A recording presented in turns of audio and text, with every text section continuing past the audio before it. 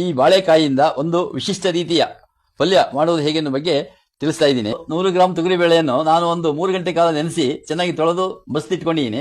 ಅದನ್ನು ಈ ಮಿಕ್ಸಿ ಜಾರಿಗೆ ಹಾಕೊಳ್ತಾ ಇದ್ದೀನಿ. 4 ಹಸಿಮೆಣಸಿನಕಾಯಿ ಇಟ್ಕೊಂಡಿದ್ದೀನಿ, ಅದನ್ನು ಈ ಮಿಕ್ಸಿ ಜಾರಿಗೆ ಹಾಕೊಳ್ತಾ ಇದ್ದೀನಿ. ನೀರು ಹಾಕೊಳ್ತಾ ಇಲ್ಲ, ಹಾಗೇನೆ ನಾವು ಮಿಕ್ಸಿ ಮಾಡ್ಕೊಂತ ಇದೀವಿ.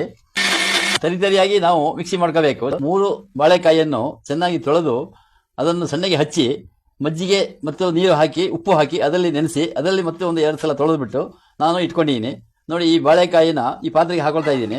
1 ಚಮಚ ಪುಡಿ ಉಪ್ಪು ಹಾಕೊಳ್ತಾ ಇದ್ದೀನಿ. ಅರ್ಧ ಚಮಚ ಅರಿಶಿನ ಪುಡಿ ಹಾಕೊಳ್ತಾ ಇದ್ದೀನಿ. ಅಡಿಕೆ ಗಾತ್ರ ಹುಣಸೆ ಹಣ್ಣು ನೆನೆಸಿ ಅದರ ರಸ ತೆಗೆದಿಟ್ಕೊಂಡು ಅದನ್ನು ಅದಕ್ಕೆ ಹಾಕೊಳ್ತಾ ಇದ್ದೀನಿ. ಚೆನ್ನಾಗಿ ಮಿಕ್ಸ್ ಮಾಡ್ಕೋಬೇಕು. ಈಗ ಚೆನ್ನಾಗಿ ಮಿಕ್ಸ್ ಆಗಿದೆ. ಈಗ ನಾವು ಮಿಕ್ಸಿ ಮಾಡ್ಕೊಂಡ ಈ ತೊಗರಿ ಬೇಳೆ ಹಸಿಮೆಣಸಿನಕಾಯಿ ಇದಕ್ಕೆ ಹಾಕೊಳ್ತಾ ಇದ್ದೀನಿ. ಚೆನ್ನಾಗಿ ಮಿಕ್ಸ್ ಮಾಡ್ಕೋಬೇಕು. ಹೀಗೆ ಕುಕ್ಕರಿಗೆ 3 ಲೋಟ ನೀರು ಹಾಕೊಂಡಿದ್ದೀನಿ.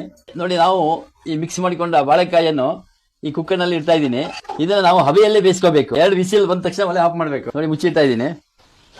ಒಂದು 5-6 ಚಮಚ ಆಗುವಷ್ಟು ಎಣ್ಣೆ ಹಾಕೊಳ್ತಾ ಇದ್ದೀನಿ. ಎಣ್ಣೆ ಬಿಸಿ ಆಗಿದೆ. ಇದಕ್ಕೆ 1 ಚಮಚ ಕಡಲೆಬೇಳೆ, 1 ಚಮಚ ಉದ್ದಿನಬೇಳೆ, ಅರ್ಧ ಚಮಚ ಸಾಸಿವೆ, ಅರ್ಧ ಚಮಚ ಜೀರಿಗೆ, ಒಣಮೆಣಸಿನಕಾಯಿ ತುಂಡು ಮಾಡಿ ಇಟ್ಕೊಂಡು ಅದನ್ನ ಹಾಕೊಳ್ತಾ ಇದ್ದೀನಿ.